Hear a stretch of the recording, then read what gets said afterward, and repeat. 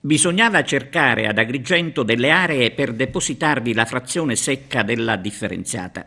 Ebbene, il comune una di queste aree l'ha trovata nel popoloso quartiere di Fontanelle, in pieno centro abitato, chiudendo di fatto il parcheggio della chiesa di San Nicola, l'unico spazio praticamente usufruibile dai fedeli della zona, di fronte a quello che doveva essere un centro sociale e che invece si è trasformato in una struttura che per l'incuria rischia di cadere a pezzi.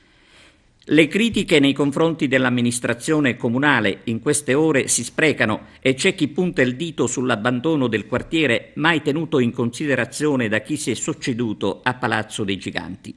Adesso, con la delibera del sindaco che dispone il deposito dei rifiuti quasi accanto alla parrocchia e nei pressi di alcune palazzine, la misura per la gente è proprio colma.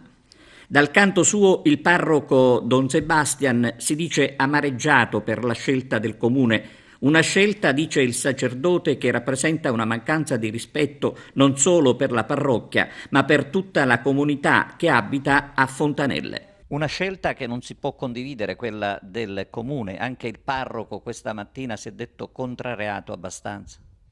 Ma guardi, sta diventando quasi ripetitivo il continuare a bacchettare un'amministrazione sorda, un assessorato ancora più sordo della propria amministrazione, e quindi cosa dobbiamo fare? Ci dobbiamo prendere di coraggio e continuare a ripetere che la città va sentita. Fontanelle è uno di quei quartieri popolosi, e non solo Fontanelle, possiamo aggiungere Villa Sete, tutti i quartieri satellite, che da sempre soffre l'abbandono. Ma lei ha mai fatto un giro per le vie? L'abbiamo fatto insieme, quando si ricorda il discorso delle palme, per i marciapiedi. Lei riesce a rimanere sul marciapiede per più di 2 minuti senza dover fare scendi e sali?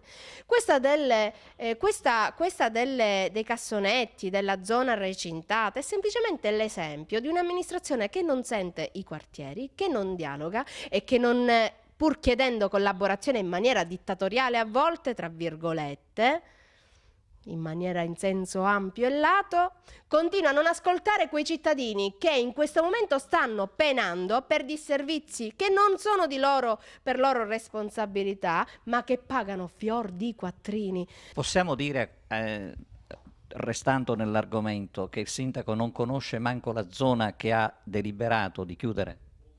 E questo anello che manca di congiunzione è palese, quindi credo che l'invito possa essere, insieme a me, insieme agli altri consiglieri, di fare una passeggiata per le città, per la città, che non deve essere fatta solo in campagna elettorale. Accanto alla Chiesa comunque è una mancanza grave di rispetto.